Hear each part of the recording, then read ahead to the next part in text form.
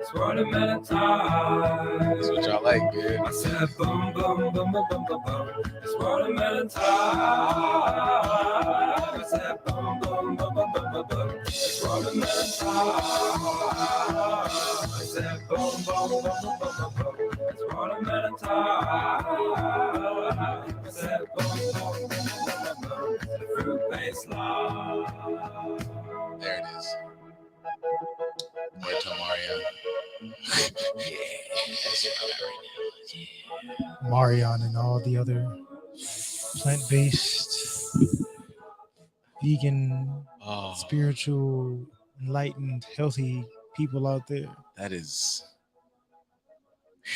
As you should. I mean, it's the perfect. This is watermelon season. Yep. It's really nice outside. It's hotter than a Baptist priest collar at a pride parade. Hilarious. So just That was. Can we sit with that? That was amazing. process it. Process the visual. Get the visual. It's Pride Month, so hey, it's hot. That'd be so. You'd just be fucking fighting mad in a sea of rainbow and glee. It's okay. That man's doing a pirouette and you are mad. Absolutely. That's amazing. Just hot. Just out here hot. And the perfect thing you need when it's hot is to get you a nice cold piece of watermelon. Or if you just feeling yourself and you want to be sensual and turn the ladies on, you grab you a slice of watermelon.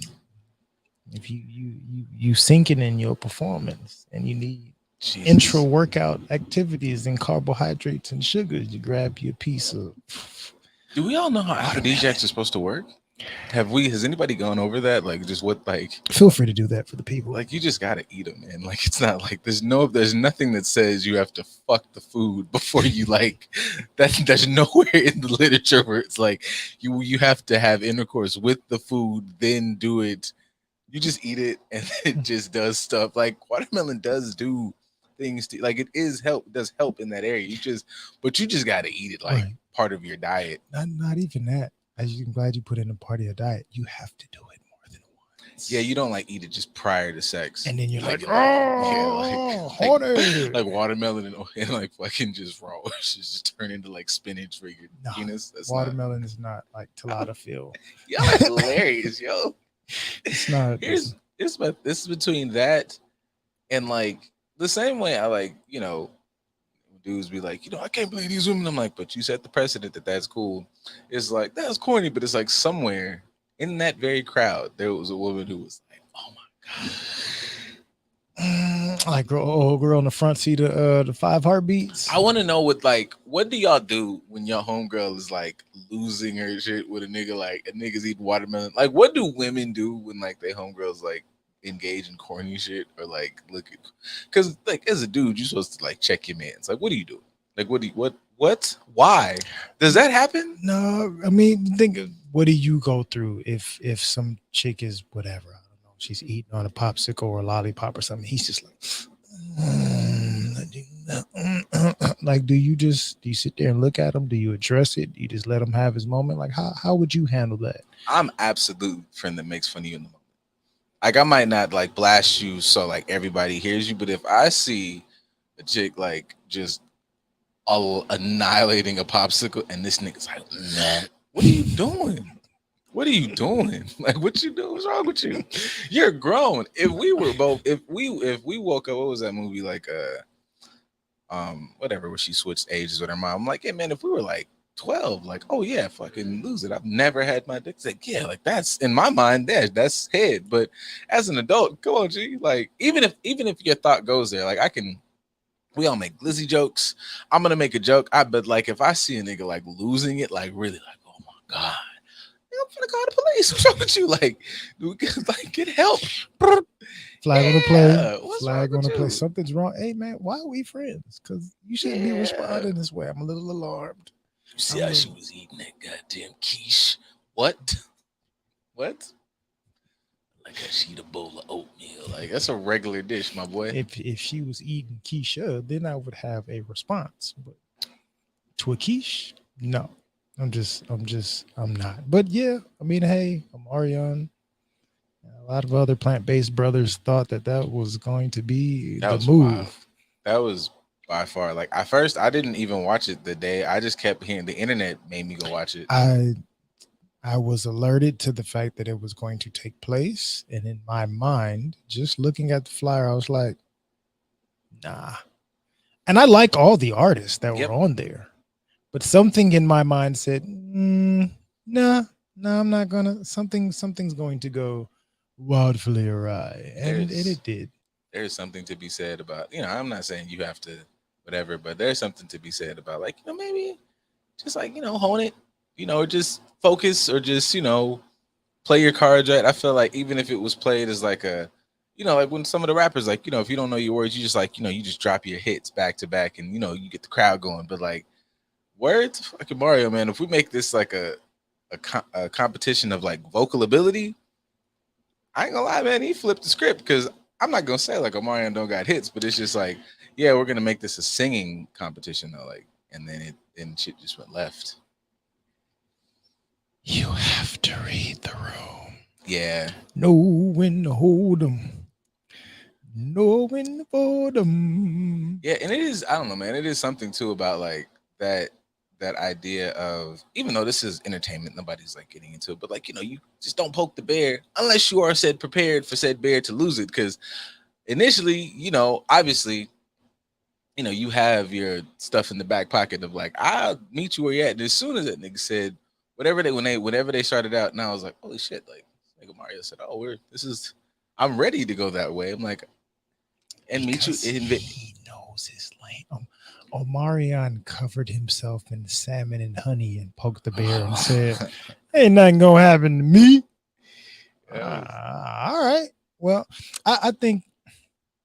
Side note, Marion, buddy, because we're friends. You listen to the show. Absolutely. You tune in. We know similar people. I see you. I've seen you. We've been around the same families growing up. I've seen you plenty of times. We're pals. We're buddies. We've had conversations. You looked and did better when you ate meat. I'm just saying. Yeah. I'm just saying. You looked and did better when you ate meat, my G. Now you might want to go back because I don't think it's working for you. I'm just saying. Even just you can go pesca. You ain't gotta go full blown like carnivore, but But I will say, I think that was highlighted for me. Like, you have to read the room. Mario understood. Like, this is where I'm at because I'm constantly trying to keep my career afloat and stay relevant.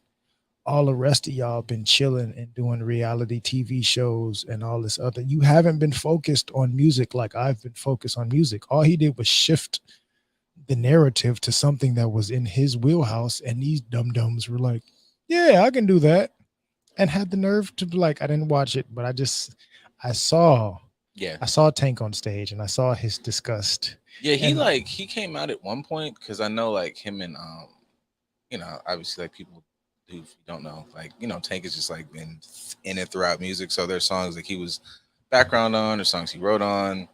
And like pulling Tank is a bit of a cheat code because that's like a nigga who like actually like sings. He's actively in his craft 24/7. So like he was singing on some songs he did with Omarion, and then like I think like Mario like kind of tried to like break that up, which was like a good point because it was like I feel like trying to beat Tank in the sing off is like I'd rather like fight a grizzly or some shit like, so yeah, I think that was like one of the top moments. But even then, he was like talking over him, and you like just felt the energy. Is like, no, nigga, like it's us. And I was like, wow, he's smart. It's like, no, we gonna make it this, man. You talk, nah, this is it. I know I'm yeah, this is you want to throw kicks, nah, nigga, I punch. You just This is made it a a boxing match. yep. Don't try to do something in here that does not fit what we are trying to do. But that's smart. That's being aware and knowing how to stay in your lane, stay in your zone, stay to your strengths, which can be taken in a number of different ways, just in life in general.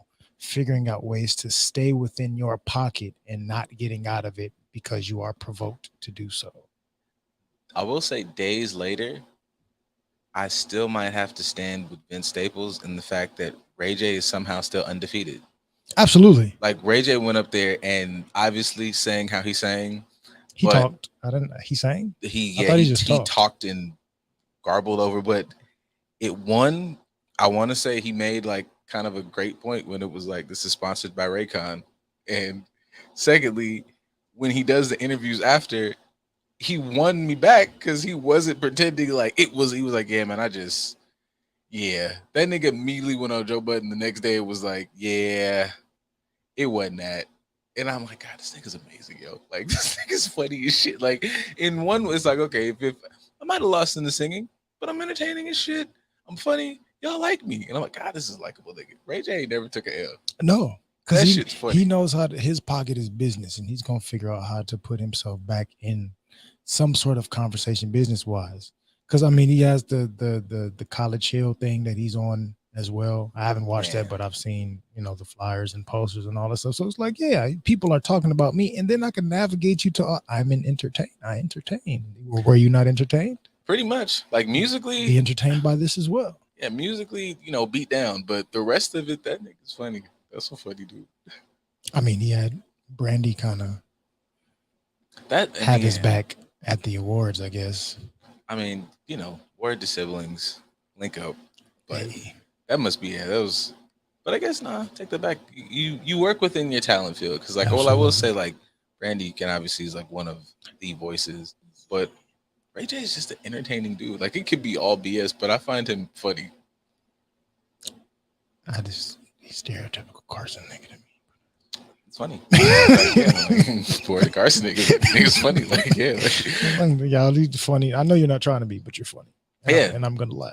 I think I don't know if that's more so attributed to how authentic he is or just starvation for that maybe like an entertainment where he just like yeah I just messed up like I don't have like a real joke or excuse for you guys like I was very drunk. Mhm. I didn't take anything like I just was up there and I was like cool. I appreciate those answers as opposed to like well what you have to understand is as a shut up The watermelon did something to my throat. yeah It like kept me- that the like acids. It took a second for them to he kick in. performed the next day at something up there he was brought out he adjusted I didn't watch it but I heard so I'm like I'm assuming it was like I'm with everybody just going, hey man, it was It was a day. a day. You were supposed to take that L. It was supposed to be Mario's day, which is beneficial for him because he got projects and whatnot coming out. So it was supposed to be his day. I'm okay with him getting a little locks treatment.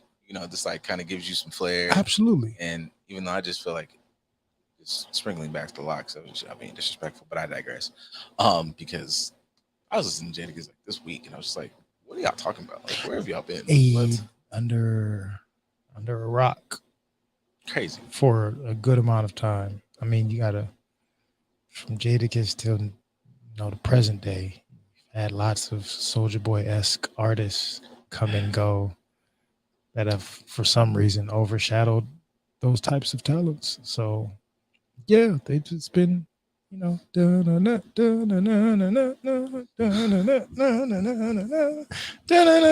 been a lot of that going on, which is like taking your attention away from the important things. But like sticking with the theme of understanding how to play to your strengths and read the room and know how to navigate things in your favor in a positive way to give yourself an advantage to succeed. Have you had any moments like that, say within the last couple of weeks, of where you've realized where your strengths were and you played to them? Yes. I'm noticing actually like on a more weekly basis. So there's like, certain little shifts at the job and stuff. So I kind of bounce between my usual like, heavy modification and then flat out supervisor and playing to strengths is that's the supervisor gig. Mm-hmm. And I've noticed lately I've had to like work on Because I'm us. Like my whole get down is, oh, it's some shit. I'm in the shit. And I'm like, oh hey, I have to kind of like, no, you can do that. So I've been like doing a lot of working on my whole. Oh no, you put that there. You go over here, facilitate that up there, and like working more on. Like I'm usually patient in general, but I'm like hyper vigilant at work. But I'm like, oh no, just sit back. Like the system is the system, and you can just sit and be like, oh. So in that way, I think I've been trying to work on uh not trying to be like super employee man because I'm like, oh yeah, I can kind of F it a little bit. I can kind of like you if you go, if they're gonna put you in supervisor shit, you could just sit there and supervise. So kind of just not being so it sprinkles on the imposter thing too, because I'm like, oh, I know what I know. Like, Okay. okay, cool, yeah. Like, no, you know what you know. You're cool. You learning to take the pinky shirt off? A little bit. Company man. A little bit. Like, nah, I'm gonna do what I do. I'm gonna do it how I do it, and I'm gonna go ahead and navigate. I've had that same similar experience, not with the supervisory aspect of it. It's overrated. Oh yeah, It's highly overrated. depending on what it is. Doing supervisory stuff in certain realms is great. Doing it in other realms is a chore, but you'll navigate however that looks for you going forward. But I've done the same where I've had some moments where it's like, oh, I'm good at this. Like I'm good at this, and I don't have to keep doubting myself, or I don't have to keep downplaying or minimizing certain things. Shout out to Gates. Gates, she's done well at like, hey, no, yeah, talk your shit on nigga. Like stop minimizing. I'd be like, nah, I'm just trying to keep it like. She'd be like, no, like do the shit because you're good at it. So allow yourself to like talk about how good at you. So having people around that can remind you and shift your perspective to like, no, this is your strength, and it's okay to recognize it and speak of it as such. I actually like gotta give the flowers where it is because like I do that a lot. Like I'm good. Like it was like a little bit of this, a little bit of that. You hear somebody go like, "What did you just say?" But, Right. it was a little this, it was a little that, and then like when that happened, I was like, "Oh no, that was between the hours of like like 1, and then nothing happened at the end." It's kind of was like that up to like 5, and they're like, "Did you just hear yourself?" And I was like, "All right." But other than Gates, Ray is like that. I fuck around and make a weird post, and Ray be like, "That's amazing, fucking Friends is dope," and I'm like, "It was cool." It's like, no, nigga, like, shut up. That shit is amazing. What's wrong with you? All right, thanks. I didn't gotta bite my head off. It's cool. Hey, Yeah, they're like, don't choke me out. Like, I don't you know if gotta there's fight like about it. if But there's a title for like beat your ass into appreciating yourself. Like, yeah, those two is up there.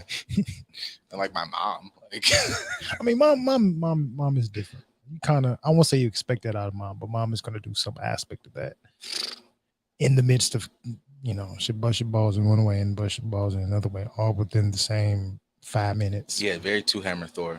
Yeah. Yes. So that can have its pluses and minuses. But yeah, shout out to people who make you focus on what your strengths are, even when you don't want to say they are strengths. People that can tilt your head to a different perspective and hey, no, look, you see that over there? Yeah, that's nice. Yeah, you did that. Did I?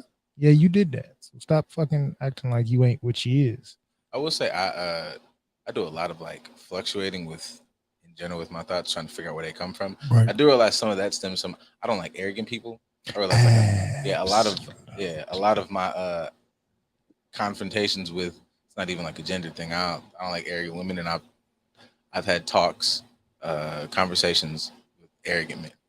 I don't like arrogance. I like confidence, but arrogance is like, and I've even seen that shit even with like, like in the field working. Like I'm like I've seen arrogance be a thing that like puts down a kid or a client or whatever like that. Or I'm like this arrogant move here is what set in motion these 50,000 things that turned out wrong. And you could have just been like confident and shit, confident and going, I don't know what I'm talking about. I'm still dope. I need help here. You being arrogant meant you went and did something and made a really stupid move. And now we have to play cleanup. And I don't like that. Yeah. I've processed that a lot.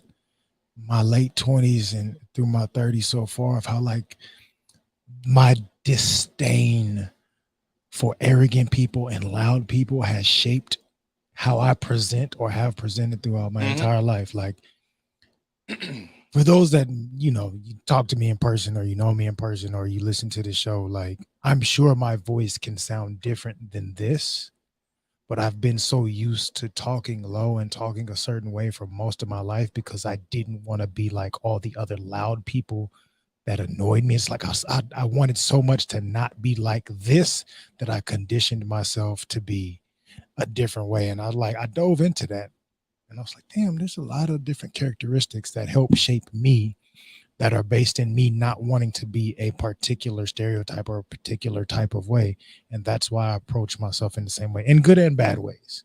Yeah, I do that. Like, cause I mean, there's a lot of areas where like it'll be like a surprise that I'm not a fucking deaf mute or anything like Right. that. No disrespect, but like if you meet me and like you might not get but 5 words about me until I'm just like read the room, get comfortable, and all that other shit. But that is from kind of the I can mirror that experience because I was like I've never liked a lot of loud. I've never liked a lot of arrogant. I've also seen that turn out like very very like dumb for people, Absolutely. and they like ruin the room and all that other shit. So it's like knowing the difference between, but also I don't want to be sticking much. So that's why I get real like in my own head about balance between, like I just said, like confidence to arrogance. Like, you're having fun and being loud and being boisterous, or you're being like obnoxious. Like, Right. know the difference. And, that's also why I'm like super critical of y'all when y'all be like the post we made today about y'all going, like understanding like what a thing is.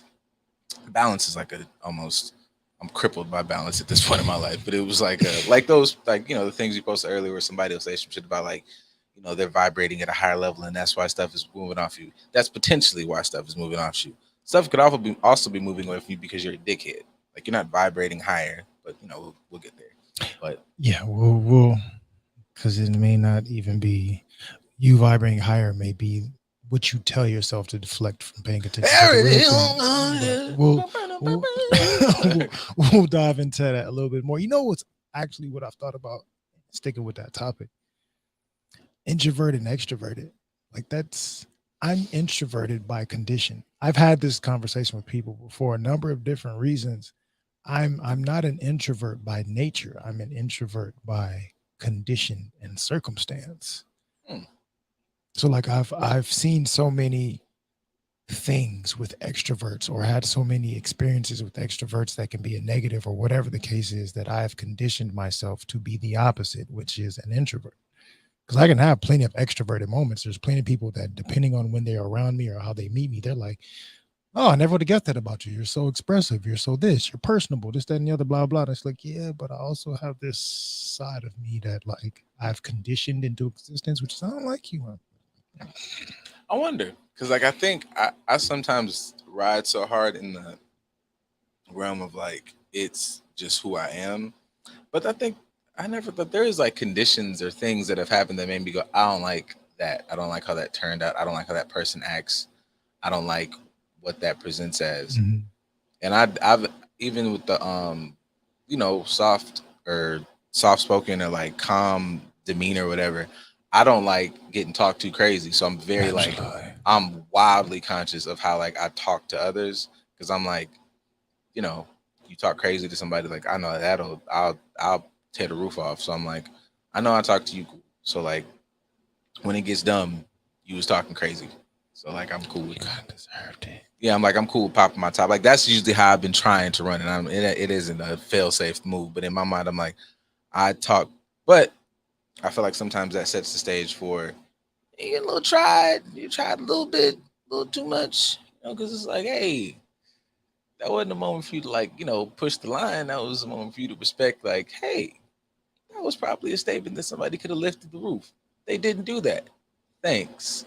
So I know with me, I'm like, hey, I didn't notice that the energy didn't shift. So you're not really saying thank you. You trying me, and that's usually how like.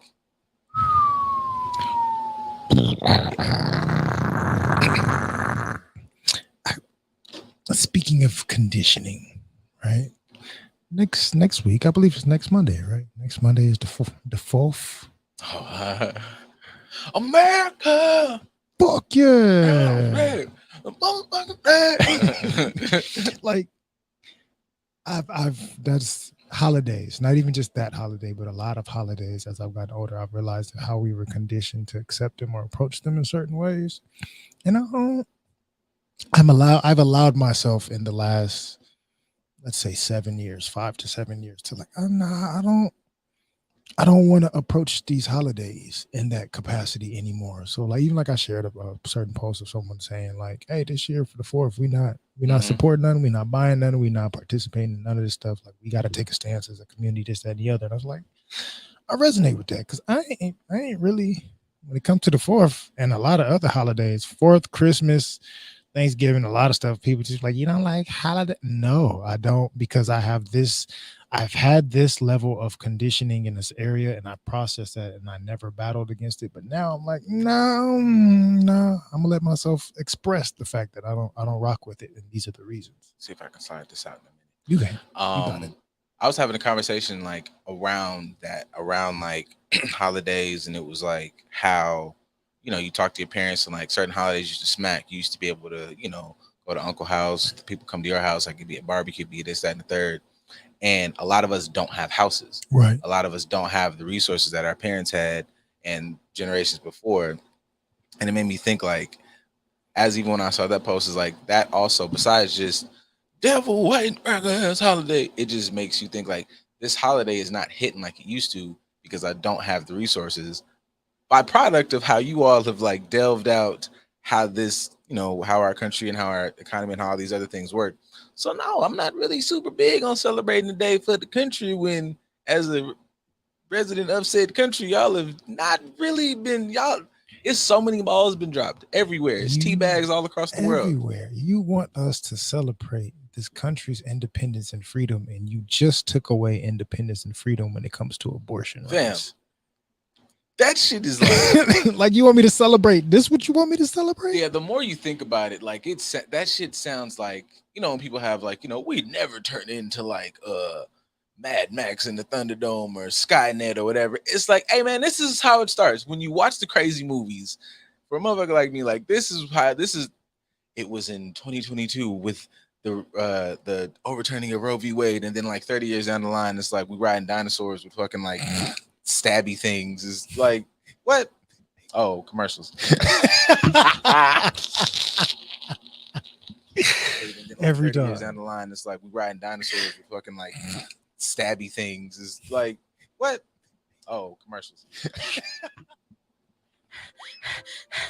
Hey, Jackie, what's wrong? I'm over here running around trying to tell everybody about the Podcast Pit. What's the Podcast Pit? I'm glad you asked. The Podcast Pit is an event where you will find some of your favorite podcasts performing in front of a live audience. Will there be food and drinks there? Of course there will be. It's at Joxer Dailies in Culver City. They have a full bar and a full menu. Hey, I may need to tell people about this as well. Yes, come with me. Let's tell them. The Podcast Pit is coming. The Podcast Pit is coming.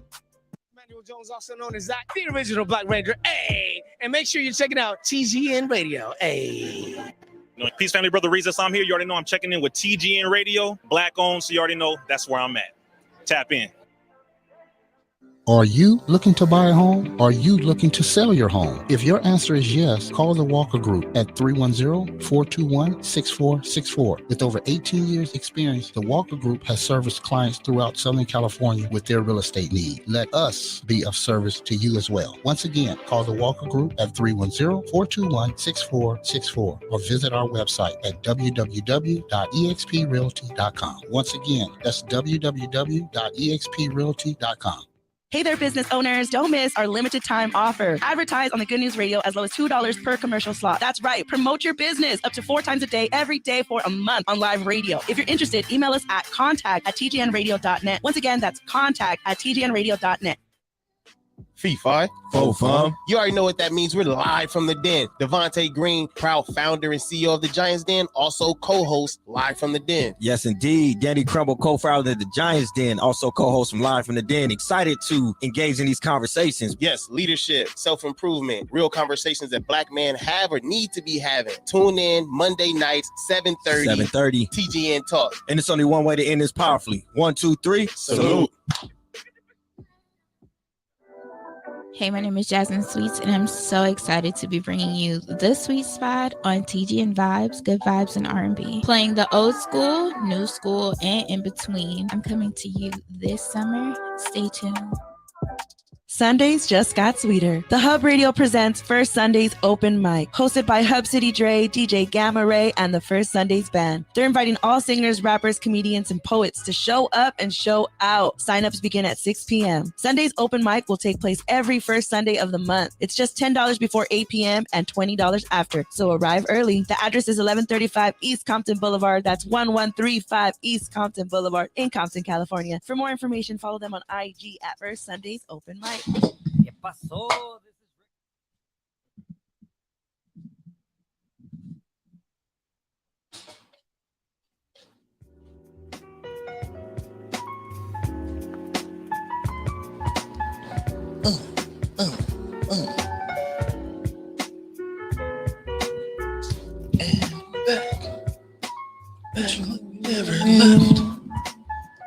We didn't.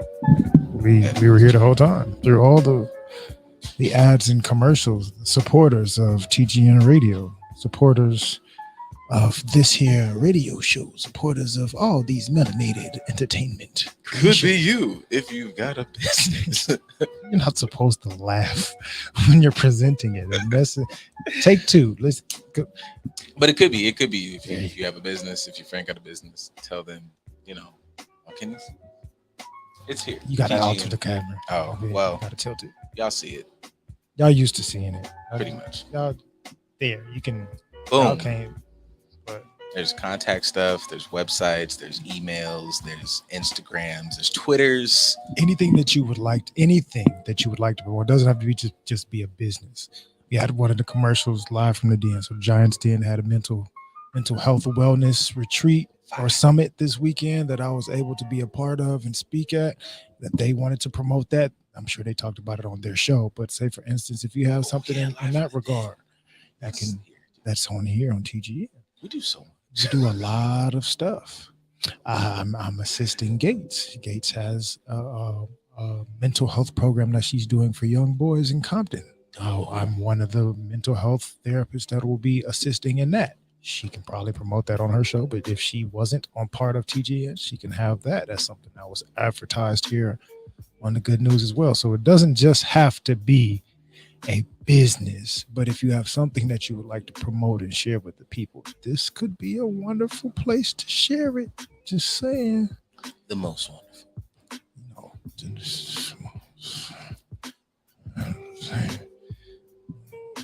Goddamn. Y'all listening, you don't know what I'm doing, and it's okay.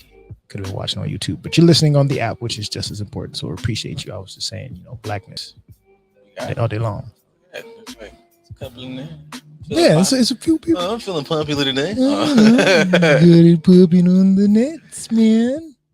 We're doing the thing. I dig it. So anybody that is watching or listening in either chat, I know we talked about in the first segment as far as playing to your strengths and things of that nature. So if you wanted to share what some of your strengths are or some of the strengths that you are learning to be more accepting of, please feel free to share it in our comment section. Now, for this segment, you had some things that perturbed you a little bit. It's my usual rant, but I had one of those what was that movie? Once Upon a Time in Hollywood, where that the meme is Leo's like, oh, I know that. Right. I had it was a random correlation, which lets me know I'm really good without any altering substances, because I be having these thoughts just regularly. But I had watched a while ago. I watched the new Dumbledore and Grindelwald movie, and whatever it is, whatever of Dumbledore, and they replaced. Even though Michael Madsen did a good job. Is that it? Mads Mikkelsen? Whichever one. I think I mixed his name up. Yeah, that dude. And it's all magic-y and Dumbledore-y and super powerful and all that stuff. And the thought popped in my head, because it was that, and you scrolling through Instagram, and it was all those posts, these usual posts that are they're vibing higher. You were at a point in your life where you're not whatever in. Growth looks like, cutting off your mom and throwing her in a dungeon, like whatever y'all be saying, like, you know, and you know, like even the dudes who be like, you know, don't call, like, you know, go in there, lift the gym, nobody cares. I'm like, that's not motivating, man. That's like living in your depression or whatever. But anyways, I said all I had to say is like when I was looking at both these characters, there's like a super like love story, word to pride, because Dumbledore's like that gay. These are both like in my mind, look at these super like powerful dudes. They both have like magic. They both have like an understanding, general understanding and knowledge of this power, these things. But how you choose to use them and how you choose to view them is what makes something good or bad. Like understand, like the understanding and knowledge of like say psychology, because we're a fan. It's not necessarily genuinely like good or bad. There is learning how the mind and everything works can be used. Obviously, you can be said Dumbledore and use it to, you know, be positive. You just live in a castle and help kids, and it's amazing. Or you could use it to be a Grindelwald and just manipulate others and try to take over the world. And I kind of sometimes I feel like that's pervasive, like on the internet, like some of the ways like people talk. We were off air, we were having a conversation about like, obviously I'm a little more like focused into what I'm saying right now, right? But y'all hear us talk, y'all hear him talk, y'all hear us talk regularly. You've never really heard me go like, well, here's the thing about when you are on your journey. Nobody talks like that.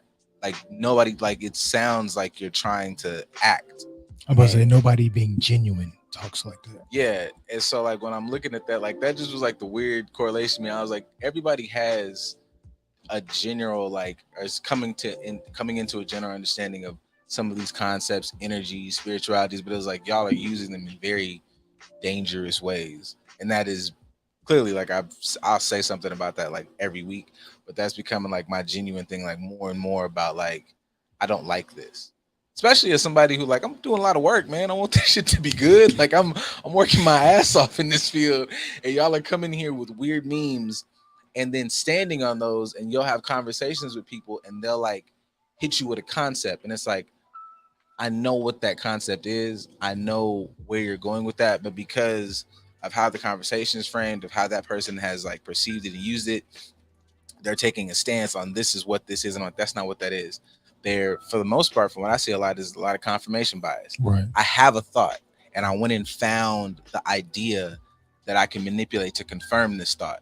And is that to me is like, you know, like kind of if I'm using the little Grindelwald thing, you're using it and it's looking very flashy. It's expecto explosions, but that's not what that is. And you're not doing any of like the actual inner conversations to go, why am I even thinking how I'm thinking? Because that's not what that concept means. That concept means this, and about 50 other things. But you took that one piece and are using it to go ahead and like say some really terrible shit Absolutely. to others or to use the people in your life.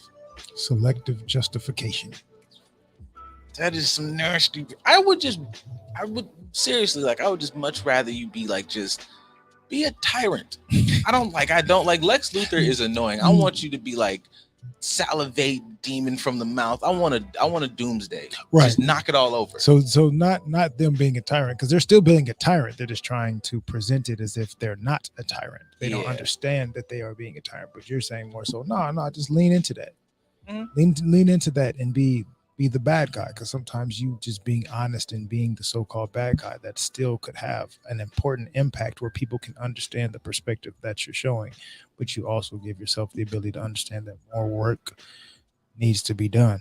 I do find myself outside of the therapeutic space being irritated by that, because it's a lot of times where I can pick up on those things as well. It's like a lot of the things that they say that like men do, like we don't, quote unquote, we don't respond to the full paragraph. Get you a man that's going to respond to the full paragraph or everything that you said. And it's like, I'm not being selective in this area for a negative reason. I may be selective for a positive reason. So some people may be selective for the reason of they think that it's going to be positive, or that it think that it's going to be powerful, when really it's like, no, you're being selective because of your bias, or you're being selective because of, I want to avoid certain things, or I'm being selective because diving into this truth doesn't fit the narrative that I'm trying to present to these people, or I'm being performative. With the energy that surrounds them. No, you're not. You avoiding.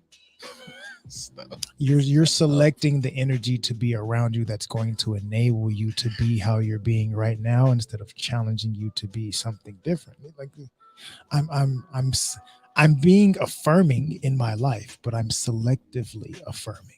I'm not choosing to have a positive perspective. I'm just reacting to certain things, which is kind of a theme that I've talked about with a few clients over the past few weeks. Like, choices, responses, and being conditioned to circumstances. Like, we don't realize how we may fluctuate between those three perspectives and not know which one we are actively doing. We may think that we're making a conscious choice when really, like, no, you're utilizing a bias that was conditioned into you based on circumstances. And I say circumstances because circumstances are temporary, but you hold on to them long enough to where they become a part of who you are. They become long term. So we don't often sit back and recognize how we're bouncing back and forth between these three things, which even those people for the post, I think I'm choosing to say this a particular way.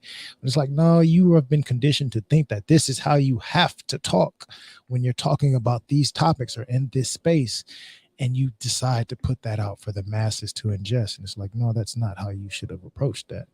You're being more performative. I can tell, as somebody that works in this field, I can tell you're not being authentic because I'm authentic.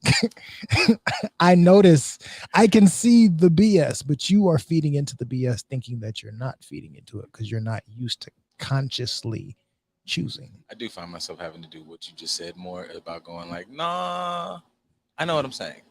Like, I'm not, I know what I'm saying. I just had to like put that tidbit out there. Like, there's usually profiles that go, maybe it's you. And then I find myself lately kind of going, no, I know what I'm talking about. Yeah. If I came to you and asked you about, I don't know, man, you're a shoe designer.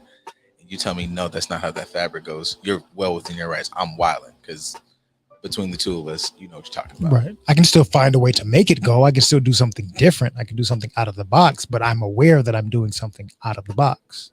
Yeah, I think, and that's using my little usual rant about, and either you don't got to come to us, but go to somebody that can kind of go, let me help you like peel apart why you said that. Because I even had something just small like that last night where, time to go bed down, get the kid together and stuff. And it was just a situation where he was just like super defiant. And it was just like, well, trying to have a conversation about why are you, being so defiant? Why are you going back and forth? And it was all of a sudden it came up with these conversations like, it's always on me. And then it was like this long conversation about, okay, you were triggered by somebody saying something to you earlier that made you feel like you're the bad guy. So now you're on defense that you're always the person. But in general, if a kid does that and I had to have this conversation with him, I'm like, if there's adults who've never had this conversation, then they go through thinking his perspective would have been like, people are coming at me, as opposed to saying like, no, nobody's coming at you. You're now like got a kind of an open wound because you've had a couple situations where somebody was like blamed you for something you didn't do. Right. And I'm like, okay, well, like if he could do that, he's 15. You're 35. You got you have a 20-year jump. So when you posted that, did you post that because you got hurt at something and you just living that out? You made that point, that post or that point that you were trying to facilitate on the media is because you are actively choosing, but you think that you're choosing from a healthy space. You may be choosing from an unhealthy space, which means you're responding. Yeah, it's just, I want people to look into where they're choosing from. Because yes, everybody assumes off jump that they're choosing from just this Olympian or up here. Also, the Olympians are trash. So that actually was a way better. Yeah, that was a way better analogy than I thought I was doing. I'm doing some stuff here. But yeah, like that you think you're like way up here above and this is what it means to be. No, it's not. That's not good. That's not okay, big dog. Like, what's wrong with you? That is your watermelon on stage. You thought that was going to be a good choice. It sounded good in the moment because it fit well within what you think is comfortable or right. And it was really just a dumpster fire. Well, because I'm going to go another rant. Go ahead. Go ahead. Ray told us everyone is the bad guy in someone's story, even when they're being genuine, especially if they're being genuine with someone who isn't ready to hear the truth. That is true. It may not even be, I won't even say it's to hear the truth, because there's always multiple truths, but we all have our own truth. Mm-hmm. So I can be genuine and share my truth with you. And it's more so not that you're not ready to hear the truth, but you're not willing to be receptive to somebody else's truth. And like I can have a different truth and still be like, I hear what you're saying and I disagree, but I feel you. I get what you're trying to present in this way, this, that, and the other, blah, blah, blah. This is how it may differ for me. This is how we can approach it. You start getting into the solution-oriented space where we can find a middle ground between both of our difference of perspectives. Some people don't want to hear any of that because in my mind, my truth is it. That's where I feel like the issue is. Like, it's one thing, everybody, like you said, there's pieces of truth in everybody's story.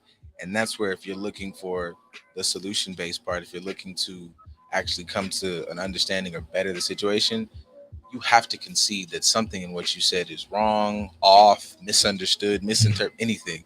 But as soon as you start hearing just like, oh, this is blanket that,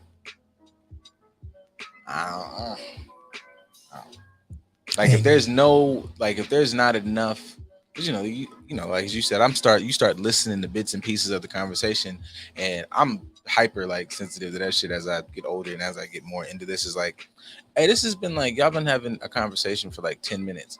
Nowhere in that 10 minutes have you conceded that anything you said was wrong, off, out. It's been 10 minutes of you just doubling down and trying to make, as you said last week, trying to make this person concede to your point. Mm-hmm. You didn't adjust anything. Like, you've been saying the same thing for 10 minutes. You didn't do any, you're not really trying to convince this person to flip the script, because y'all been talking for a minute. Nowhere in this did you say anything. You know what? That made a point. Right. Oh shit, I didn't even see it like, but you're right right there. You right there. You can be right in this 2% and I can be right in the other 98, and that's okay. But I'm willing to at least give credit where credit is due. Like then you can have a conversation. But like Ray is saying, you ain't ready to hear anything outside of something that doesn't confirm your own bias. And that is the issue. Which, if you were like doing the self-reflection thing, like doing the real work, because y'all just be throwing that, you have to do the work. And nobody says what the work looks like. It's like, even to sit there for a while in this conversation, I'm irritated. Check your nervous system. You feel yourself getting like, I'm not talking about the force, my nigga. Like, you can feel, I'm mad right now. I'm irritated. I'm frustrated. I'm sad. I'm confused.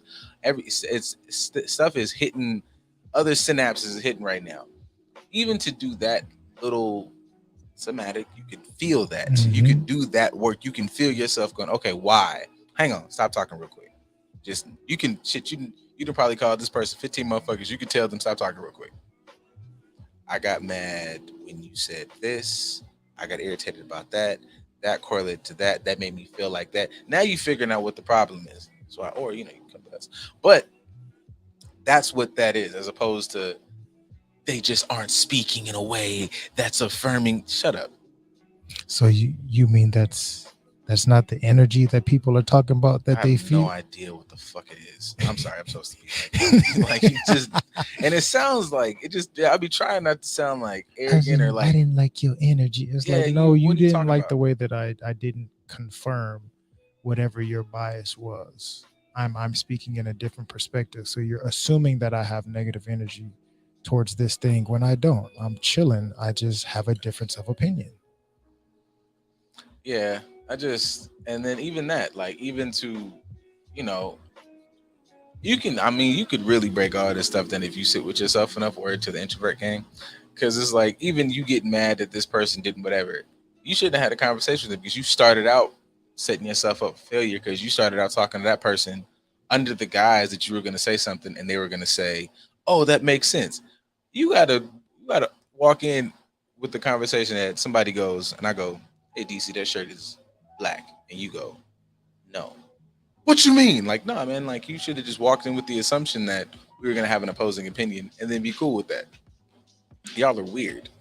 We had someone that kind of hinted at that, and that was part of our discussion talking at the mental health summit with the Giants Den. There was a guy there that was in our talk of explaining to people what mental health is and how to get started and this, that, and the other, blah, blah, blah, just having a conversation about mental health within our community and things of that nature. He got real passionate and expressed his perspective because I guess he's married to an LCSW. Mm-hmm. So he was like basically saying how y'all expect these people to come in as therapists and like put up with y'all bullshit because y'all not ready to go to therapy. Like there's steps to this that you have to be self-aware within yourself, understanding where you are, where you need to be, how you're not ready for certain things, understand how you're trying to get them to confirm whatever bias you got in your mind and like appease to certain bullshit. And that's not their job. They're supposed to challenge you. And then you also don't want to pay them for it. Like he's going off, and I appreciated it because he was letting everybody know, like, y'all keep asking them questions and diving into certain perspectives of things, and you're not being self-aware, but you're trying to make it seem as if your fact, which is not a fact, is the reality. And then when they're telling you a different perspective or how that may be unhealthy, y'all are looking like, hey. Yeah, people go into this thing wanting a confirmation bias, wanting people to go, hey, I just want to go to this therapist so I can have somebody tell me with their lot of letters behind their name that what I thought was right. And that's not the goal. You come to like, and I like to premise it like that. And I'm just okay with this being my approach because I'm very like adverse to the therapy aesthetic that is put online. You're coming to me so I can kick your ass. Like you're coming to me so I can just karate chop that hoe. And then as we progress, it's very much so like the kung fu montage. Mhm. Like you come into me so I could just back chop, front chop, and eventually you're gonna start blocking that shit, and then we're gonna start growing in your brain. But like initially, no, man, you have to come and go. I can't fight. I can't fight this depression. I can't fight this things. I cannot fight for the life of me. I'll be getting drugged on a regular basis, and that's where you go. So you come into me because you don't have the skill set. Right. No, cool. That's perfectly fine because everybody don't have that shit. And as we work, you will build the skill set. But you don't come to me going, I know I got it. I know what I'm saying makes sense. Help me find ways to tell these other people what I'm saying makes sense. That's not what I'm doing. Why do you think for so many people it's hard for them outside of hitting rock bottom? Because when they hit rock bottom, they can come to you and tell you that I ain't got it. Like more times than not, people will come to therapy because I recognize I've been at rock bottom for months now, and I realized I finally needed to. Like, what took you so long? Why didn't you recognize that? Whatever. But what do you think is the issue or a barrier that keeps people from recognizing sooner? I do not have this, and I should be comfortable enough to express I don't have it so that I can actually start the process of moving forward, as opposed to finally hitting rock bottom, rolling around on the ground a little bit, flailing, stop, drop, and roll, and then deciding, you know what? I think it's time. I think there's I think like in a word, you can stem it back to fear and then how fear presents itself in a variety of ways. Like fear can turn into, like insecurities. Fear presents shit. Fear could present as like just flat out anger. But it's like, I'm afraid to say that I don't have it in these areas here. But it's nothing to say I'm afraid that I don't really have it as far as like understanding myself. Shit, there's a whole lot of stuff in this world I don't have control over. The idea is I get me together and then I can go and tackle work. I can go tackle being a mom, being a dad, being a CEO, being a regular good old gas station worker. But if I have to admit in a way that I don't really know how to regulate or get myself together, right, then what am I doing out here? And that's a really hard truth to come into contact with. And also it's something that, you've been conditioned to think you're just supposed to have it together, handle your shit, and then you go out and just, knock the world on its ass, as opposed to this is a pretty, left, right roller coaster of a journey. You might have had it together for 25 years. You really had it. In year 26, life says, let me kick your ass real quick. I think a lot of people, like, they have a backwards approach because, like you mentioned, like, let me get myself together so that I can take care of these other things, right? Mm-hmm. I think for a lot of people, they have the opposite of that mindset, which is, let me handle this so that I can be all together. Mm-hmm. Let me make sure I get this job. Let me get this money. once I make X amount of money, then I'll be able to have all my shit together. And then I can go and take care of the deeply rooted shit that I need to take care of. It's like we think that taking care of an external first is going to help us better resolve or handle what's going on inside, when it's like, no, flip that process a little bit. You want to start at the end and work your way back, as opposed to starting at the actual start line and going through the race the way you're supposed to. That made me think of it like a visual. Like if you just have a body or a frame or a box, you're this box. It's hollow box though. There's nothing inside. And you just start putting, you can just fill a room full of junk. And you just on the outside, you just fill it, pressure. Eventually you're gonna cave the box in because ain't nothing in there to like push out. Right. So to confirm your point, it's like you fill the inside first. And the inside, you take in and take out, you move it around to where it fits and has more support. Like you might, you started out with dad's influence, mom's influence, and what Meemaw used to say. And then eventually you realize there's a lot of spaces in this hole, and the pressures outside is really putting dents in this box. Just probably take out and readjust what Meemaw used to say. That box fits, I'm gonna put this hole 3 or 4, throw that shit out.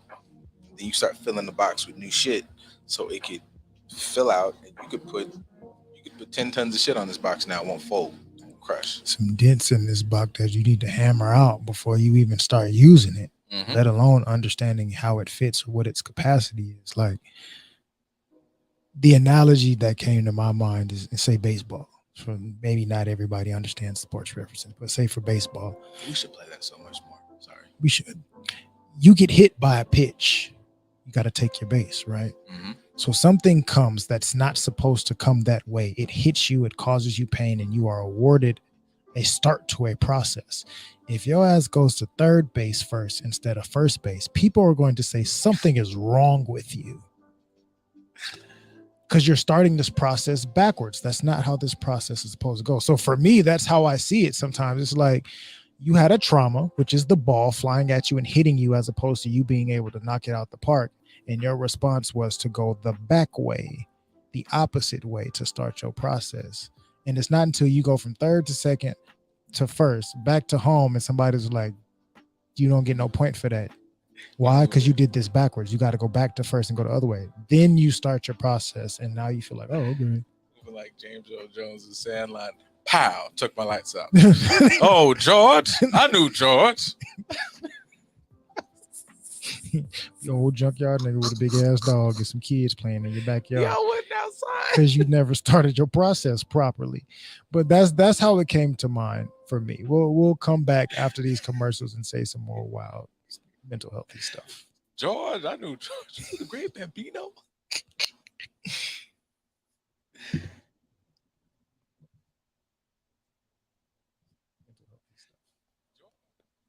You're seriously watching porn by yourself? Oh, wait, yes. That's the wrong script. Oh, that's right. I'm here to talk about the Primos Chidos radio show, live every Thursday at 12 from the TGN Latinx station. Make sure you tune in for some laughs, maybe some crying, and definitely some stupid takes. I'll see you guys there. Are you single and ready to mingle? Well, you may not be, but now here's your chance to purchase an all-new 30-day journal, Single and Not Quite Ready to Mingle, a 30-day journal to make the most of your single season. It's by me, Chanel, co-host of Brunch with Besties show. You can purchase your journal right now on Amazon by typing in Single and Not Quite Ready to Mingle. Now is the time to do the work. I'm rooting for you. Go ahead and purchase your journal now. Single and Not Quite Ready to Mingle, a 30-day journal to make the most of your single season. Are you ready? What's up, friends? It's I and Friends. We're here at the Podcast Pit LA. It was so fun. We came to rep the IE. I think we did a pretty good job. So shout out to the Podcast Pit for having us. Shout out to TGN. You guys should definitely check them out. You should check me out, Saul V. Gomez. Y'all can find me at I Know Caesar on IG. You can find me at airbear_IE on IG. And you guys can find the podcast at I and Friends on every social media network except for OnlyFans. That's coming soon. So stay tuned. So follow us and follow TGN Podcast Pit. Have a good day, guys. Hey, Jackie, what's wrong? I'm over here running around trying to tell everybody about the Podcast Pit. What's the Podcast Pit? I'm glad you asked. The Podcast Pit is an event where you will find some of your favorite podcasts performing in front of a live audience. Will there be food and drinks there? Of course there will be. It's at Joxer Dailies in Culver City. They have a full bar and a full menu. Hey, I may need to tell people about this as well. Yes, come with me. Let's tell them. The Podcast Pit is coming. The Podcast Pit is coming. Hey, Michael, that's a dope ass shirt. What is that? You know what it is. I only rock the flyest gear, and the flyest gear can be found with TGN Radio. Where did you get it? TGNradio.net. Go onto the page, click TGN Shop Store, and you can get everything you need. I'm getting mine right now. Make sure y'all do the same. Go get your TGN merch. Enjoy your show.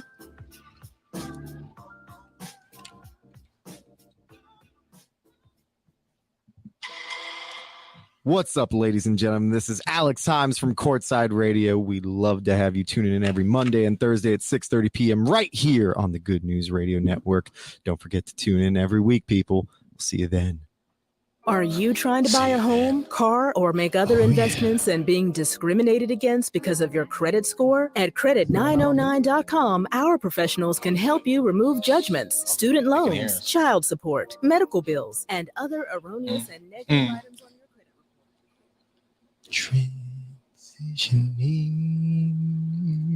I find it funny that they can hear us over the commercials. It's okay. It's okay. We watching the commercials just like they watching them. Well, listening to the commercials. Oh, now I can comment on like the sexy Himes voice. Like, tune in.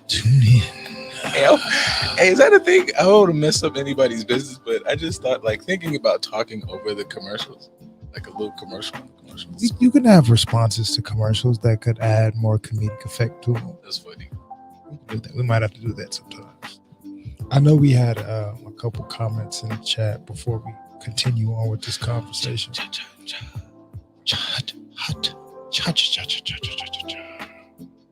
There it is. Whoop. Another from Ray.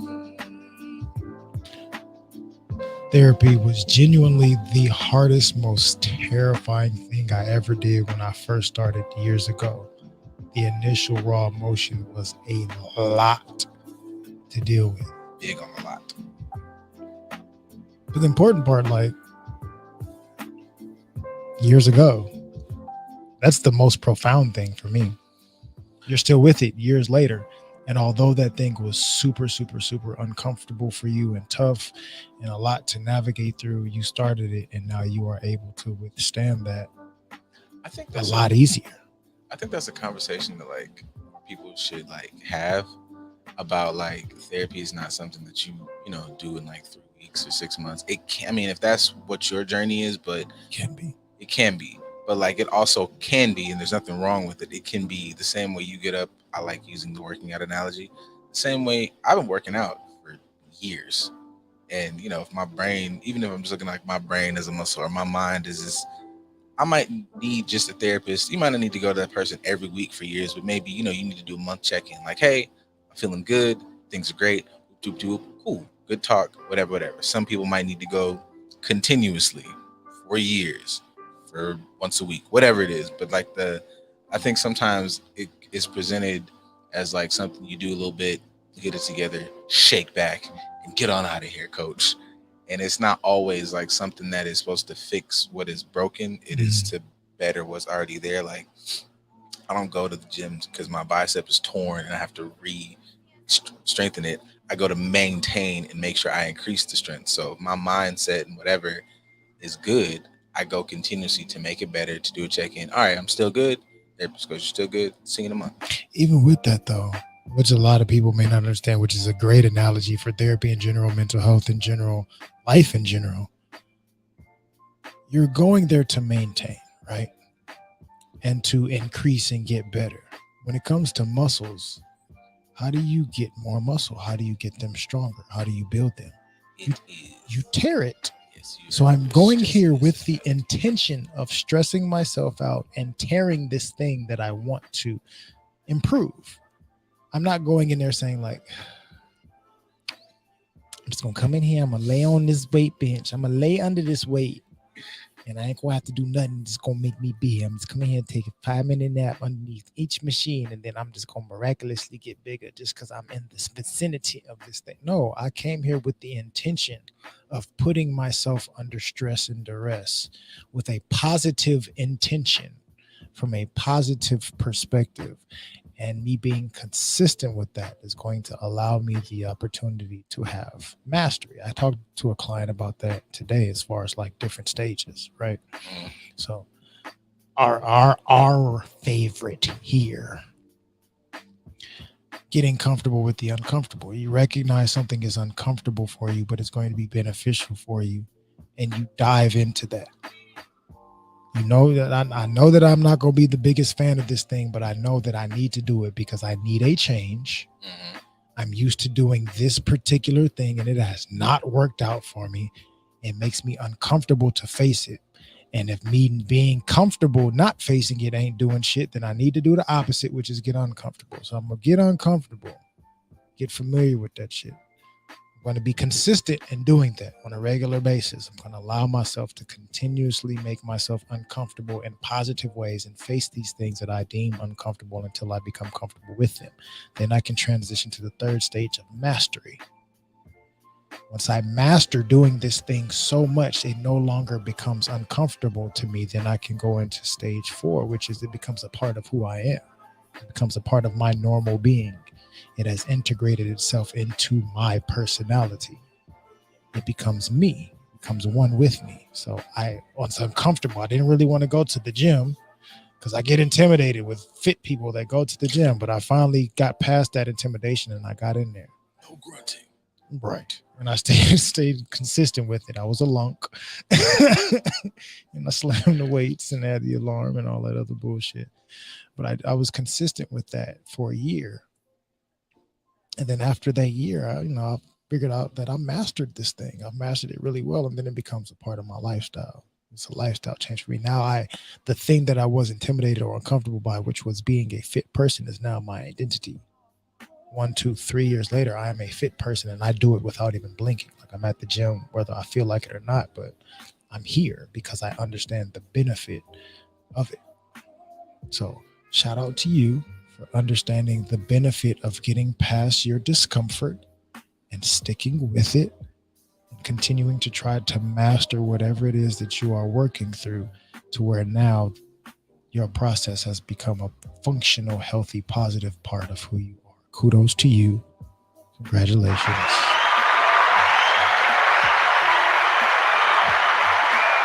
You did it. You did it for you. You did it for you. Going back to the conditioning aspect, or like choices, responses, and conditioning, and then thinking that what you are choosing to do is what you are choosing to do, as opposed to recognizing that it's a response or a condition. Another aspect of like how we approach each other, especially because on this podcast, we're going to lean more to the male side, but how we are received as males, Black males, within our community, within our family, within society, so on and so forth. What are some things that you think that people choose to approach us with that are really a response or a conditioned mindset? I think that goes to the whole everybody's villain thing. Like depending, on which group you say the white folk, approached as, depending on, you're a cool Black guy, you're the coolest, most hip, most entertaining nigga in the room, or you're the most dangerous nigga in the room. You are it's either grab your purse or pop your pussy, because I'm one or the other. I'm like this thing to make your daddy mad at the fucking dinner table, or ooga booga booga man. And with even amongst ourselves, it's like, it's a weird balance between you might be one of the only like safe spaces or places you might go for understanding, but at the same time, a lot of our traumas and issues came from people who look like us. That nigga killed my friend, your daddy wasn't there or was an asshole or blah blah blah blah. And same thing for my women, like these ideas and these aspirations that people want to have amazing partners and connections and king and queen of the earth, mother of civilization. But the person who might tell you the worst things about you and put you through some of the worst shit may be, that woman, because everybody's leading with their experiences. And the weird thing about this, like a bad thing, I guess, about conditioning and all this other stuff is that nobody sees it. The ability to step outside of your own perspective is a problem. Another thing that I like therapy, and like, it doesn't mean that like, like for instance, say like the whole concept, like how people say black on black crime. Mhm. We talk like that to and about each other. Like black men do this, black men, blah, blah, blah. Every time I've experienced it, it's like understandable. So your truth is not necessarily the truth. Your truth is a part of the entire truth. Like for black and black crime, like that nigga killed my homie because niggas don't be fucking with niggas. Take a step back out of your own brain and now look at this as like a community level. On a community level, a lot of you niggas have never left outside this XYZ block radius. You have no idea what's going on in the next city over. You have no idea what's going on in the nation. You have no idea what's going on in the world. So in this space, yes, it looks like niggas just hate niggas, but what that is a product of, you know, red lighting, systemic oppression, ABCD 1 2 3. All of these things created this space. So yes, you two are black men that have killed each other, but that's not how you're framing it, as if like you were just born genetically willing to fuck each other up. Right. There's a lot of things that went into that. Yes, that nigga, that woman, that this did certain things to you, but let's discuss the ways with which these things came to be so you can really undo them. Doing the work and doing we are the generation that has to do the work, pull back the traumas, AB, all of that. But it's how you go about that. You don't just like say it in a nice thing. You don't go buy a bunch of oils and like, you know, follow a Queen Afua page and all of a sudden you got your shit together. Like those are cool tools, but it's how you use the tool. If I take a hammer and shove it up my ass, I'm not really using the hammer well. I just have the tool. Right. Unless you like hammers up your ass, no disrespect. I'll say that's a step 2 or step 3 in the process. I'll say step 1, realizing your contribution. Say for us, I can't leave the house without my tool. You can't trust these niggas out here. Yes, that is a truth. And you can get to step 2 and 3 where you realize why that is a truth and why you are responding that way. But the initial thing is you chose that. Mm-hmm. You chose to uphold the narrative that I have to respond in this way. But you have to respond in this way because you are also choosing to be in said environment.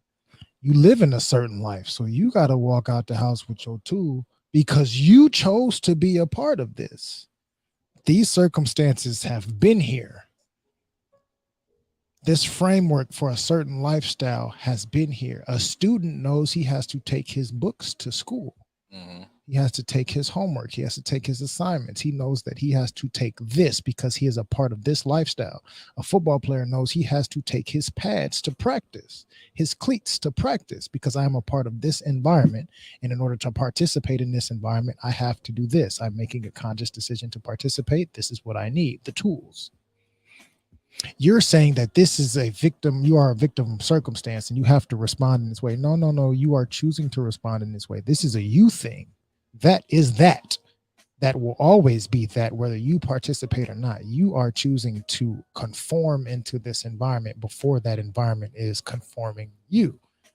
You are the problem. So even like I thought about that even with the post of old girl putting her baby daddy on blast for bringing his kid food as opposed to bringing the other children food. Like, I got 4 kids. You're bringing your 1 kid food and you're not bringing me enough food to feed his siblings. Hey, why are you approaching me as if I'm not? That's your bias. You made these decisions to have kids with all these other dudes and you're approaching me as if I'm the bad guy for doing my job, which is to take care of my 1 child.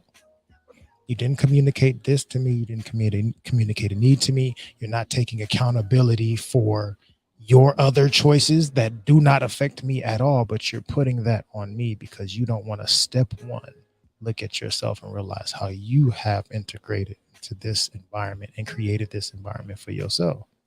Yeah.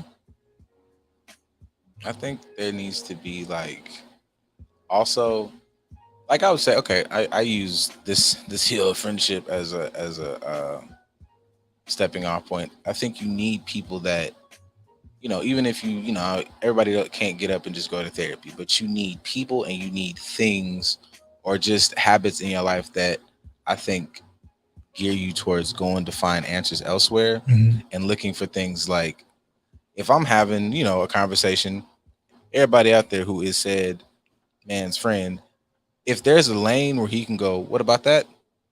Then they go poke it. You need people like that in your life to go like, hey, I hear you saying 50 things this way, and that's great. But 51, let's talk about 51. 51 goes that way. And trust that these people are not just, there's a difference between just poking the bear for the sake of poking it, as opposed to like, let's expound on these concepts and have a conversation just to see what happens. Like, you need a little bit of that in your life, as opposed to just, there's a difference between people just poking the bear to like, I'm with stirring the pot, and I'm with stirring the pot to where it gets spicy. There's food on the floor, but it's for a purpose. There has to be like, we talk about discernment and intuition and all these like more abstract concepts, but really kind of trying to develop those skills and understanding, like, which then, like you said, is still looking at self. What did you do? Because it's like, how am I perceiving this? I can take a lot from a situation, even if somebody's being a dickhead, as opposed to thinking anytime somebody says something adverse, they're trying to, disrespect you. And also check yourself for why you said stir the pot, because I'm big on stirring the pot because I want people to think better. Like, I want myself to think better. Like, for me personally, before it got to like a therapy thing, I could listen to a lot of people. I listened to this lecture for an hour and only understand 20 minutes, and then give myself 6 months of just poking around. YouTube does it. The algorithm can work in your favor.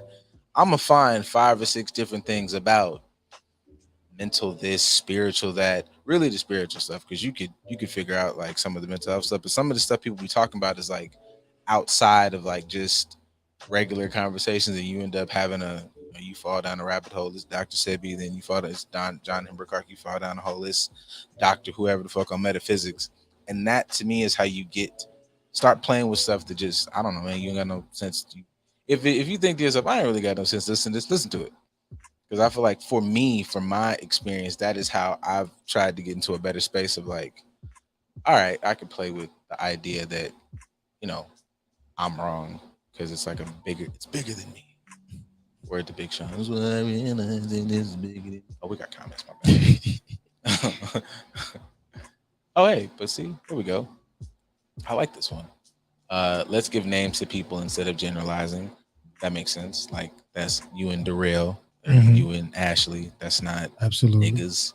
Absolutely. Oh, the best one. Oh, relationship part. Accountability. Oh, I could do this one right here though. This is one of my favorites, and realize your part, because like realizing your part, I want to say, I know I've said this before, but I just like to repeat it. Realizing your part is like not simply just, it was my fault for letting somebody like that into my peace and energy. You didn't have the energy to start with. You are not resonating, vibrating, oscillating, gyrating, whatever, jiggling. You're not doing you're not percolating. You're not doing any of that. You're not at that level. That's how that person got here. Now you can get there. This person can be a conduit for you to get, but you're not there, because if you were there, that's not a thing. It's not a diss. That's one of those moments where looking at your part, you can realize, okay, where am I at? What am I doing to get this person? Because yes, I might have been a nice partner by any list of actions, but my energy's off. I've been a dickhead to 15 people this week, and 15 people, if you live in energy, if you speak on it, then you have to start thinking everything is that. I've been a dick in 15 times this week to a bunch of different people in a bunch of different spaces, or I was a dick 15 times to this one individual.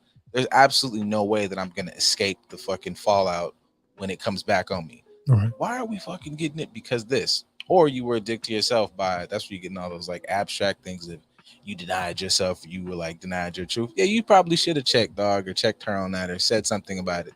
But you lied to yourself and said, like, well, this is cool. This is okay. You're mentioning 2 parts, because it's not just important to recognize your contribution, but after you realize your part, what the hell are you doing about it? Because you can recognize something. You can recognize that, yeah, I struggle in this area, and I do this because of this, and this was a trauma for me, and this is how I chose to respond, or this is how I have responded over all these years.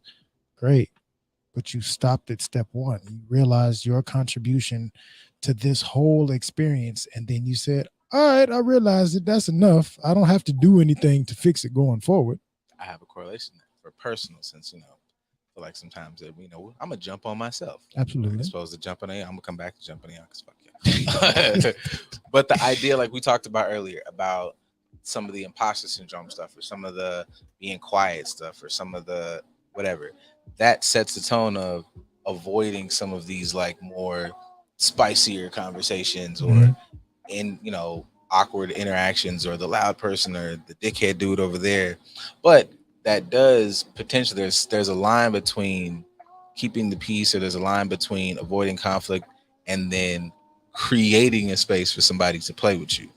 And I know I've done that. I'm like, oh, okay, well that was a bit played it too quiet on that. And after a while, it takes a while to like realize like, okay, you're not doing yourself or anybody any justice by just keeping it calm, cool, and copacetic. What you finna do is lose your cool and throw a car through a building. Right.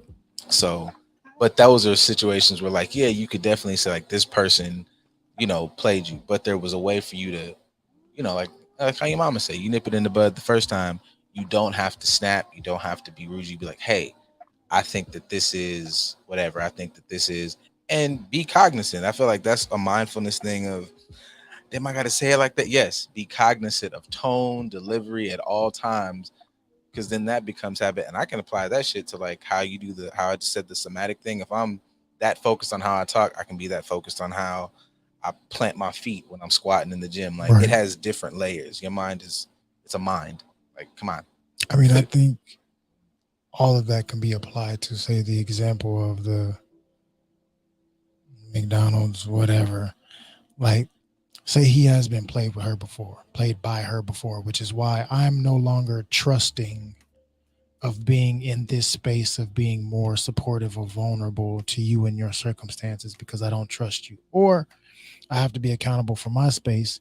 You was great, and I was being irresponsible, and I got you pregnant, and I have a kid by you, but in my mind, I know your history, and instead of me addressing that from jump and being accountable to these certain things, now I'm dealing with this backlash that I don't have to go through because I refuse to address my contribution to dealing with this person in this capacity, and this is the consequence of it. Like there's a lot of different layers, but that's how both people got to be accountable, because she definitely got to be accountable to some shit, but he can be accountable with himself. Y'all going up this kid. Yeah, they. If I'm bringing food for children, I'm bringing it for all the kids. At the end of the day, kids will remember that kindness, but I definitely get the other perspective. Absolutely. But that's you doing something out of the kindness of your heart. The way that it was presented as if that's his obligation. Yeah. And that's the issue for her. That's her confirmation bias of like, you're supposed, if you're going to do this, you should be doing it this way because it's going to make it easier on me. Where his is like, no, that's not my issue. And that would be a conversation about the motivation of both, because the idea is like you want it to be about the kids, but there's potential that her motivation, if she's being honest, of like, this 4 kids is hard. My decisions I've started to whoop my ass, and I really wanted you to help me with this load. Right. Because what the hell? Which is a different conversation. Hey, I'm having a hard time. I know that I've made some decisions that make this situation harder for me that you are not obligated to assist with. But can I be honest and say that I would like some extra assistance in this area? I would be really grateful if you would help me out in this capacity, or just being transparent, having more communication with, yes, I got a kid by all 4 of y'all. Can all 4 of y'all talk about how you can come together? I mean, that's something I would do. And granted, I wouldn't be in that situation to begin with, but yeah, I wouldn't. No, that's a whole nother. But for me, hey man, look, you know what?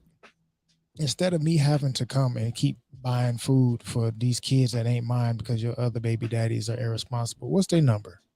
Let me talk to these dudes. Hey man, we know Shanika over here struggling to take care of our kids, and she don't really be handling her responsibilities the way that she need to. Either we can come together collectively to help assist this environment that our children are growing up in, or we can all collectively decide to take our children out of this environment and keep them to ourselves and they siblings, so we can collaborate together as dads to make sure that they have a good connection with one another. But let's all make a decision together. So when I do bring food for my child and the other kids, I know that you would do the same for my child as well, because we have a rapport within ourselves. But us relying on the catalyst being the irresponsible person who's not addressing their accountability and putting that and projecting that onto me and me getting triggered by it, that's not going to make the situation better for any of our children. Pretty much. I would have picked up my kid and we're going out. I think that's a good method. Like, he tried. Yeah. He said, bring him down here. He can eat with me. And she's like, no. Oh, well. No. Shit. Why would I bring him down here? You didn't bring food for the other kids. He's like, we can solve this right now. Just bring him downstairs and he can eat in the car with me. I'll sit here and he don't have to eat in front of his siblings. They don't have to feel bad. He can come and eat with me. And she said, nope. Well, you should have brought more for all the kids. And that she was firmly standing on her wrongness and bad decisions. But yes, let's get to all these. I want all the comments to get their share. Absolutely on that page, but if it's getting dropped off, everyone is getting food if it's within my means. Like, I mean, that's nice. Can't knock that. Did I know your other kids were there? Yo, like, it's not with this shit. Yeah, I'm not mad at it. How do I know they weren't with their daddy? But that could be a mistrust that you have with that person, because I know that this person isn't trustworthy, which you shouldn't have been dealing with them in the first place if you felt like they were, because we don't know if you baby daddy number 1 or baby daddy number 4. He could be baby daddy number 4, and it's like, you knew what you was doing. You did this to yourself, and now this is the result of that. You got to be accountable to that. But yeah, I don't trust her because of these situations. I don't trust her. So now I'm responding in this way. You got to step outside of your own personal bias and say, all right, how can I rectify this in a healthy way? Because this ain't getting it. Yeah, you kind of you did this to your dip, my nigga. You did this to yourself. Was that all the comments that need to get shown? We can throw them up there real quick in this last minute. Let people see. What's this? All the drama. Didn't know the other kids are there. Laughter. I like laughter. Gotta laugh through the pain sometimes. Y'all going at it. Fucking chuckles. Oh wait, that is it. Bottom. Yeah, that woo. I totally missed today. I have you will. You'll go back and listen because you support us and you appreciate us greatly, and we thank you for that. It's on YouTube. You can always come back. That's true. Here's one. There we go. If this was a specific request and I didn't know there were other people there to feed, then it's mom's responsibility to communicate their needs. That's true. Right. Yeah. That's like I said, the communication will solve a lot of these things, but being vulnerable and transparent and accountable in your communication is the most important part of all of this. So utilize those nuggets as you will, as you transition throughout the rest of your week. Enjoy, have a positive week and a positive weekend, and we shall see you here next week on the 5th. Fuck the 4th. Stay in the house because we are Black and it is not our Independence Day, but you can do with it what you will. I, on the other hand, will not be partaking. But enjoy. Peace, positivity, and prosperity to you all. Thank you for tuning in to Reinventing here with TJ and myself on the Good News Radio. Make sure to support all the other businesses and the other shows. See you guys. Bye. Big dogs only, and I'm one of those. That's why she all on me. Probably why I got the niggas mad, huh? Let them know that I don't give a damn, Sliding through the city, bumping Dom K. East side, get the money, ain't shit changed. Now, I might go outside tonight, and I might twist my fingers up. I might have a couple